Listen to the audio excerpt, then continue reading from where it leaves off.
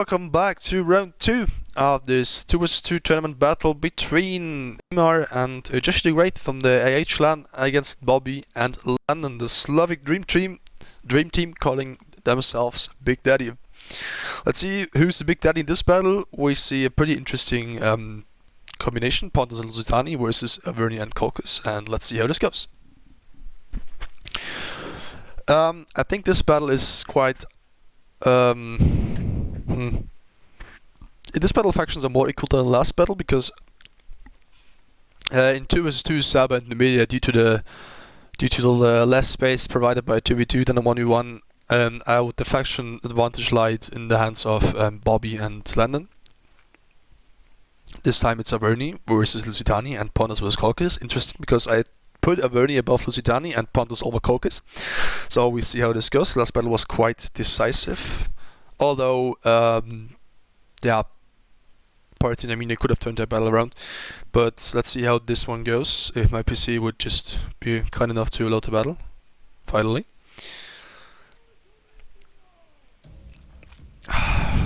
One second. Now we see that this battle is going to last a little bit longer than the previous one. The previous one was 6 minutes. This one is taking a little bit longer. Let's go over the Averni build really quick. He does have a Spear Warrior and a Levi 3-man first line. He does have 4 Cleric Slingers. He does have 2 Otsu. He does have 4 Chosen Swordsmen. He does also have 4 Heavy Horse and a Celtic Youth. Interesting Averni build actually. I would maybe have expected more Otsu, to be honest. Less Spear Warriors and less Chosen Swords, and maybe don't use that Celtic Youth. But yeah, we'll see how this goes. It's definitely a potent army. Against Lusitani, let's see if they have the upper hand. I'll go over the Lusitani army real quick. Let's go over the Caucus army first. 4 Horse Archers, regular Caucus style. He does have 4 Noble Bloods, if I'm correct. He does. General also Noble Blood. No, Hippios Lancer, I'm sorry. And the main line consisting out of Axeman, Cordley Axeman, Cordley Axeman, Cordley Axeman, Cordley Axeman, and Axeman. So no spears, only swords. Would be nice if Pontus would have brought Hoplites, but in this case it's only Pontic Swordsman, so that extra AP damage won't fall into account too heavily. And he does have an Eastern Spearman, of course, in support, accompanied by 4 Eastern Slingers as the main line. Let's go over his Pontus, over the Pontus army. He did mirror the 4 Horse Archers, the 4 Scythian Horse Archers.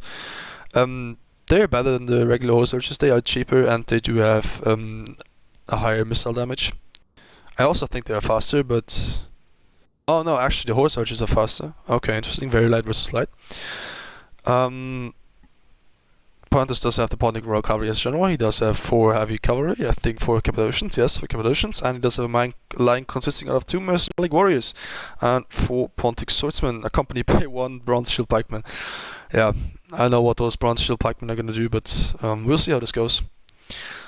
So main line is the skirmish line is going to be 3 Slingers, 3 versus 4, so Caucus is going to have the advantage there. The Lusitani build is interesting, very spread out formation. We do have 4 Iberian Slingers, I suppose. Yes, 4 Iberian Slingers. Against 4 Celtic Slingers, this is going to take a while. He does have 4 Scutari Spears, so he does have the better first line, even though Averni has more. The Spear Warriors are inferior to the Scutari Spears, if I am correct. Let's see, 4, 22, 20... 24, 23, 25, 26, okay, 15 versus 20, okay, 18, 22, 58 versus 60, 65 versus 60, 50 versus 55, and 45 versus 50. So I think they're actually quite equal, to be honest. Scutari will last a bit longer, but the Spear Warriors are actually do have more armor and stuff.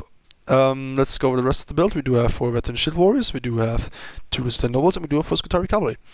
And 2 Cantabrian Cavalry, to be honest. I'm not a fan of Cantabrian Cavalry, but they can do a lot of damage. They have the 41 Javelin. But yeah, Bobby is just going to shoot him with the Slingers and not going to let him shoot his general. They can get 1 quick cheeky volley off if he's fast enough, but of course, I think they have Skirmish mode on, that's why they're acting so early. Now they are quite in range and they're going to take a few casualties here. I don't know if the battle was lagging or if my PC is lagging, but at least the replay is kinda lagging. Yeah, Bobby's now just moving up his Levi 3-man and the Slingers, and then the Cantabrians are kinda doomed, to be honest. He's not pulling them in different directions, which is nice. You can separate the Slinger fire. And here we have, what the hell? We have a melee engagement, summation horse archers versus regular horse archers. I haven't seen that yet. There it depends whoever gets the better charge and whoever can support with cavalry faster, which will be Landon, and I think Landon's gonna secure this blob here at this point. Yes, I think so. It's a pretty weird charge, to be honest, but I mean, yeah, okay, Pontus now moves in, so he's now putting out and leaves the does he leave the lower blood in the battle? No, he doesn't. Okay, those soldiers are wavering, and now, yeah, Pontus knows that he does have the better support, so he's just gonna leave his soldiers in. That's very nice. Ooh, he's not gonna get out of there, I think. Yeah, okay, now Pontus is gonna clean up with the general. Pontus is gonna clean up the horse archers, but the other horse archers, he pulled that wisely, and now is now shooting, but they lost a lot of men, actually. Let's see who lost more men. Yeah, I'd say that it's an equal trade, but you see now here the noble bloods, and here that even is doubled, so Pontus needs to support quickly and move his main line. And where's those other 2 cavalry? They should be here, because now Caucus does have 4 cavalry, 5 cavalry actually, against 3, and the general is there, and Pontus is not answering with his own horse archers, so at this point can get quite hairy for the Pontic general, especially if he doesn't counter charge here. He does counter charge here now, but it's not a good charge. It's not a good charge. Now Caucus even has infantry supporting this, so Pontus will lose this blob, and this can be quite crucial, because if Pontus loses this blob and loses his general, then the battle is over. He shouldn't pull out the Cappadocians, he should pull out the general, leave the Cappadocians in the battle. Yeah. London's playing quite aggressive with his horse archers, to be honest. They are inferior to the regular horse archers. Now Pontus is moving on his general. The Axemen can take the charge of the Celtic warriors if they... Oh, he's turning around and charging with the Imperial Lancers. Very nice job there. And now, yeah, Caucus can just pull back, push back the horse archers, especially because they have noble blood here, and now Pontus just says, okay, now they're moving up the 2 cavalry here, but they're engaging in Pontus is... Yeah, missing a few units in the background. Now Pontus also exposes his right flank to charges on the heavy horse like this against Celtic warriors, which is a fatal charge here. You see Celtic warriors wavering, already losing 30 men just due to the charge. That was nice, javelry there, but yeah, unnecessary. The Celtic warriors are off the field by 1 charge from the heavy cavalry. That's very nice. And the cavalry action will beat, of course, the Pontic swordsman. And now Pontus doesn't have cavalry here, which means Caucus can just push through basically. The Imperial Lancers should actually turn around and take the fight here, because London does have a lot of cavalry here in support. They lost a lot of men actually, and why is it lagging, man? Meanwhile, here the engagement is starting. Nice charge from here by the cavalry. He should pull out now though, because the Spear Warriors did pop counter tactics. Here the Veteran Shield Warriors already wasted the Jav volleys on the Spear Warriors, and now getting charged by the Heavy Warriors. They're even pulling back, so that was the worst possible outcome here. This Cav, please pull it back now, because they will now lose to the Spear Warriors, and you see it's lagging. I mean, is it the battle? I have never seen the replay lagging actually. Nice retreat by the heavy horse, and now the Eastern Slingers. They can't shoot, and if they shoot, they're getting focused by more slingers than they actually are. So, also very nice charge here by the heavy horse into the Canterbury cavalry, which actually basically did nothing in this battle. And you see, yeah, none of the shield warriors are gonna finish up the Spear Warriors. Very nicely done there, but he should charge in the chosen swordsman. And this is a blob here by the Lusitani player, blobbing up 2 units here against just 1 Spear Warrior. He could actually just leave the 1 Written Ship Warrior. He needs to counter charge this one. The Jeff volleys are gonna hurt him a lot. No, that's the wrong unit. Here, 8 man lost due to Jeff volley. They're not even getting the counter charge there. If we just pull out a little bit, you see that Pontus is being ripped apart now. Nice. Landon's gonna get a nice recharge here with his Imperial Lancers, and that means that those Pontic swords are off the field, and if those Pontic swords are off the field, and those ones are already, then the main line of Pontus is just gonna break. And Averni doesn't even need to engage, so he's doing a good job actually, keeping those Lusitani units at bay, not even using his full strength. Now he's charging you with those chosen swordsmen. He got the charge against the Veteran Shield, so he's gonna be the advantage. Also they're just gonna wreck the Scutari Spears here, and yeah, now Lusitani has 3 units in the center against just 1 chosen swords, and the units are needed elsewhere. Here, General versus Outstern versus Lieutenant Nobles, also always interesting battle. But the heavy cavalry is now pushing through, and if please Lusitani notice this and charging with those Scutari Spears and the Iberian swords. I mean, it's they are just Iberian slingers, so nothing too too crucial to lose actually. But now the Canterburyans are done off the field. 1,000 denarii just wasted are basically nothing, and those bronze shield pikes now are in a quite tough spot. They have the pikes out, so it can be they have no shields, so these slingers can just focus on them. Yeah, they are actually are already. And the Pontic cavalry, although it is technically superior, is now getting finished off by the Caucasus cavalry. Also, Pontus has been very passive with his horse archers. They got nice kills actually though. And Pontus is still alive, and if Lusitani would have to overrun Diaberni in order to save the day here, which does not seem to be happening very soon. Nice charge by the veteran shields, but they are already depleted, and the Oathsworn will actually finish them off. They will lose a lot of men here on the charge. Don't mistake veteran shield warriors, but you see here, there's wavering the veteran. Okay, that's a mistake by Averni here, keeping his heavy horse in those Qatari spears. But you see, now Pontus just has skirmish left and bow horsemen, and he can't engage those heavy cavalry, while Averni also has heavy cavalry left to engage the slingers in the flanks. He does have all the slingers alive. Nice job. They didn't have to do much. He does have his heavy cavalry alive mostly. This one now got wrecked by the Qatari spears. Okay.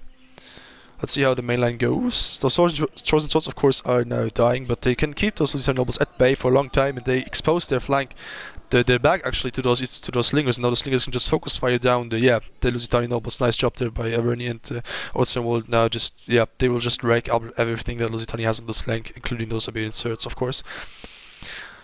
Oh, actually, Pontus has actually managed to prevail. You see, Pontic cavalry. Cappadocians in 1v1 against Noble Bloods will always prevail.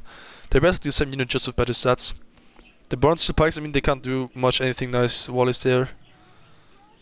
He's getting quite close though, to be honest. Yeah, Caucasus doesn't have a lot of units left actually, but you see, the cavalry can just finish off the Pontic skirmish, and at this point I think it's already GG. Basically only the Lusitania infantry units are standing, and this is a nice interrupting charge here by the heavy horse. Yes, nice. Qatari spears didn't get charged. Oh, they are popular Capcom tactics now, but I think it's too late. Spear warriors are coming in to finish them off, and you see Lusitania nobles, they lost a lot of men here. The general of Averni is gonna be in a hot spot here, but I think he's gonna make it. So, yeah, and all the time here, Oathsworn have fought against Lusitania nobles. Lusitania nobles were able to actually tank it out quite nicely, actually, but the chosen swords, he got the charge into the flank, and this is gonna finish out the Lusitania nobles very soon. Yeah, Levy 3 can screen off all those horse archers and this very depleted cavalry. I don't know if the general of Pontus has died already. I think not, because otherwise the units would have wavered a lot sooner. I mean, yeah, but those are just depleted horse archers. I mean, he can charge the slingers, but nothing interesting is gonna happen. The horse archers are just gonna die, even in melee, especially if he has an almost full unit of heavy horse here. He didn't even have to use his call to use at all. They got nice kills, almost a chevron and 38 kills. I didn't catch that, to be honest. In 2v2 it's always difficult to catch everything that's going on, but you see, Caucasus now taking a defensive position. Pontus doesn't want to waste the rest of his cavalry, but at this point they kinda have to. The general of Averni is now maybe dying here. Yeah, it already died.